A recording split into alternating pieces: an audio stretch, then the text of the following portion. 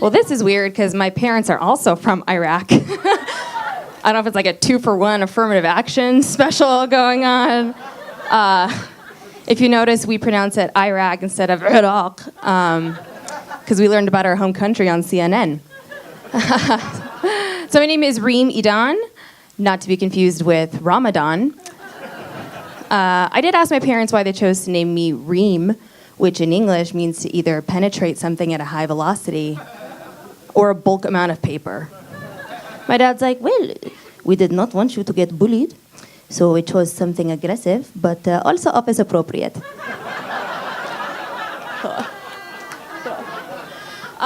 So I'm Muslim, I'm Arab, and I'm Iraqi. Only thing worse than being those three things in America today is simultaneously looking Mexican. I was thinking about it though. I think I'd actually rather look Mexican than Arab because like my brother is not as fortunate. He's a coconut, which means he's dark in hair on the outside, white on the inside. And he just deals with like so much more racism than I do. Like the other day we were at a Taco Bell and the guy at the counter was like, where are you from, Aladdin? Arabia or something? Which isn't even geographically correct, right? Everybody knows Aladdin is from Agrabah.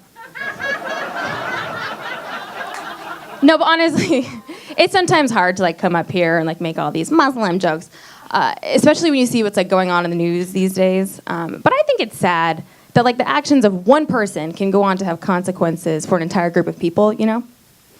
It's kind of like how that one girl flushed her tampon down the toilet and now we all have to see that sign everywhere we go. And like, first, there's so many misconceptions about Islam. Like, people think it's a very violent religion, when the word literally translates to surrender in Arabic. Or they think we hate all non-Muslims, which is ridiculous. It's just the Jews. I'm just kidding.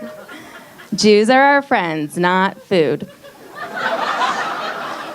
To be honest, though, I don't even watch the news anymore because I just have my 65-year-old Muslim father repeat stories about Trump without using offensive words that aren't approved. So he'd be like, Reem, this Trump, he is disgusting. He's assaulting women, grabbing them by the front butt. But like, I can't tell my parents when they say things like that. Like when my dad incorrectly uses the eggplant emoji when he makes baba ganoush, like, come over tonight. I'm like, no!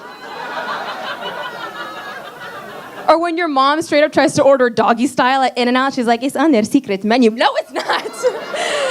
Because immigrant parents will straight up get mad at you for correcting them. Like, regardless of the argument, my mom will pull out her iPhone and be like, don't be stupid. If you don't believe me, just ask Syria.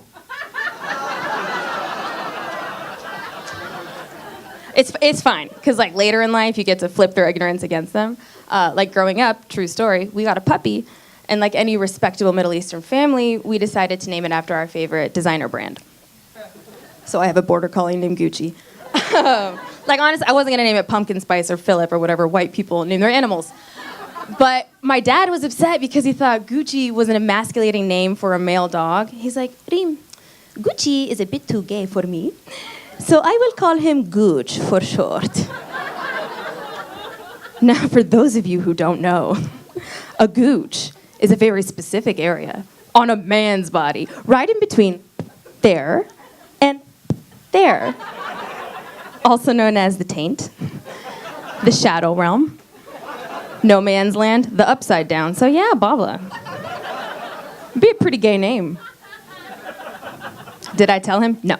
So my dog ran away and my dad starts putting up posters all around the neighborhood like, lost gooch, big reward.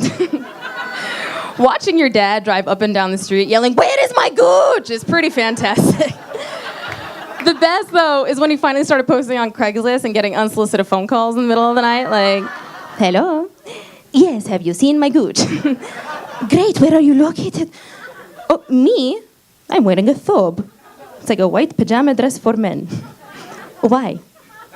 Oh dear, I don't know what that is. And that's when you walk by, like, why don't you ask Syria? So my parents are actually considering shipping me back to the Middle East for my safety. Which, I don't know if you guys can tell by the way I look or how I speak when not spoken to, but I wouldn't do well in the Middle East. Like, the closest I've come to the desert was Coachella. Getting stoned is a much different experience there. But if I do end up getting shipped back, wouldn't I kind of be like Will Smith in The Fresh Prince and he moves to Bel Air? But the reverse. I'm the Fresh Princess of Baghdad, guys, and I'll leave you with my theme song if you want to hear it. Yeah. In the Western Hemisphere, born and raised with the white kids is where I spent most of my days. My parents had an accent, which I thought was kind of cool. I used to brag all about it when I went to school, and then a billionaire guy who was up to no good started hating all minorities in the neighborhood. I marched at one little protest. My mom got scared and said, "You're moving back to Baghdad and you're covering your hair." All right, thank you. My name is Reem Edan.